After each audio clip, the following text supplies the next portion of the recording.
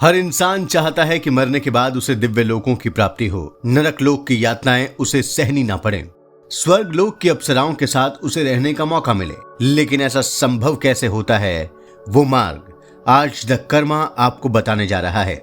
लेकिन पहले हम आपसे निवेदन करेंगे कि आप हमारे चैनल को जल्दी से सब्सक्राइब कर लें। पुराणों में दिव्य लोकों की प्राप्ति का एक मार्ग किसी ब्राह्मण को दान पुण्य करना भी बताया गया है। इसके बारे में हम एक वीडियो के जरिए आपको पहले ही बता चुके हैं, उसका लिंक नीचे डिस्क्रिप्शन में आपको मिल जाएगा। लेकिन जो लोग दान पुण्य करने में समर्थ नहीं हैं, जो सिर्फ पूजा पाठ या जप तप करके ही दिव्य लोकों को पाना चाहते हैं, उनके लिए श्रीमद् देवी भागवत पुराण में धर्मराज ने कुछ उपाय बताए हैं। दिव्य लोक पाने का मार्ग। जो विद्वान पुरुष पूर्णिमा की रात के कुछ शेष रहने पर दोलोत्सव कराता है, वो इस लोक में सुख भोग कर अंत में विष्णु के धाम को प्राप्त होता है और वहां 100 मनवंतर तक निवास करता है। उत्तर फाल्गुनी नक्षत्र में यह उत्सव मनाने पर उससे भी 2 गुना फल प्राप्त होता है। ये उपाय खुद ब्रह्मा जी का बताया हुआ है। सभी तीर्थों में रहने वाला, सभी तपस्याओं में रत रहने वाला, सभी श्रेष्ठ जगह निवास करने वाला, अपना सब कुछ दान करने वाला और सभी तरह की सिद्धियों को हासिल करने वाले जगदम्बा के भक्त को दोबारा इस संसार में जन्म नहीं लेना पड़ता। ऐसे लोग भगवती के परम धाम मणिद्वीप में निवास करते हैं। भगवती के मंत्र की उपासना करने वाले पुरुष मानव शरीर त्यागने के बाद मणिद्वीप में निवास करते हुए खंड प्रलय को देखते हैं।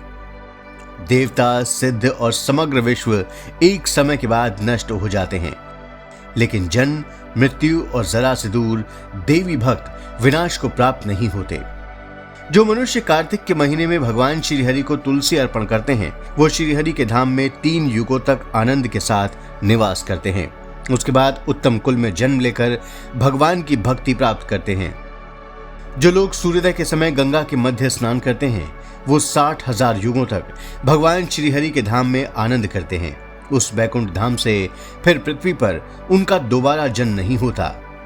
जो इंसान हर रोज गंगा में स्नान करता है, वो सूर्य की तरह पृथ्वीलोक में पवित्र माना जाता है और उसे पग पग पर अश्वमेघ यज्ञ का फल मिलता है। अंत में वो बैकुंठ धाम पहुंचकर सूर्य और चंद्रमा की स्थिति पाकर आनंद पाता है। ऐसा इंसान परम तेजस्वी, तपस्वियों में श्रेष्ठ, विद्वान और जितेंद्रिय होता है। मीन और कर्क राशि पर रहते समय सूर्य कुछ ज्यादा ही तपते हैं। उस समय जो इंसान भारत में जल का दान करता है, वो 14 इंद्रों की स्थिति तक कैलाश में आनंद भोगता है। भारत में जो इंसान श्री कृष्ण जन्माष्टमी का व्रत करता है, वो अपने 100 जन्मों में किए गए पापों से छूट जाता है। जो इंसान शिवरात्रि का व्रत करता है, वो 7 मनवंतर तक शिवलोक में आनंद से रहता है। जो शिवरात्रि के दिन भगवान शंकर को बिल्व पत्र अर्पण करता है, वो बिल्व पत्रों की संख्या के बराबर वर्षों तक शिवलोक में आनंद भोगता है। जो व्रती चैत्र और माघ महीने में पूरे आधे मास 10 दिन और 7 दिन तक भगवान शंकर की पूजा करते हैं, वो उपासना के दिनों की संख्या के बराबर युगों तक शिवलोक में प्रतिष्ठा पाते हैं। श्री राम नवमी का व्रत करने वाले इंसान को विष्णु धाम में 7 मनवंतर तक आनंद प्राप्त होता है। जो इंसान तरह तरह के नैवेद्यों, उपहार, धूप, दीप आदि पूजन सामग्री से भगवती की शारदीय महापूजा करता है और उस अवसर पर नृत्य गीत आदि के द्वारा मंगल उत्सव मनाता है, वो 7 मनवंतर तक शिवलोक में निवास करता है। शारदीय नवरात्र की शुक्ला अष्टमी तिथि से शुरू करके एक पक्ष तक हर रोज भक्ति के साथ भगवती महालक्ष्मी की पूजा करने वाले को 14 इंद्रों के काल तक गोलोक में निवास मिलता है। कार्तिक पूर्णिमा को सैकड़ों गोपियों को साथ लेकर रास मंडल से जुड़ा उत्सव मनाकर मूर्ति में 16 प्रकार की पूजन सामग्री से भक्ति पूर्वक राधा के साथ श्री कृष्ण की पूजा करने वाले को ब्रह्मा जी की उम्र तक गोलोक में निवास मिलता है। शुक्ल और कृष्ण पक्ष की एकादशी का व्रत करने वालों को ब्रह्मा की आयु के बराबर बैकुंठ लोक का आनंद प्राप्त होता है।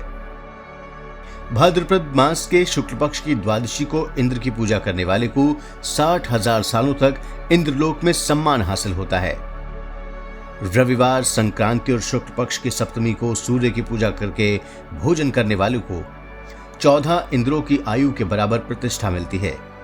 ज्येष्ठ के महीने की कृष्ण पक्ष की चतुर्दशी को भगवती सावित्री की पूजा करने वाले को 7 मनवंतरों की अवधि तक ब्रह्मलोक में प्रतिष्ठा मिलती है।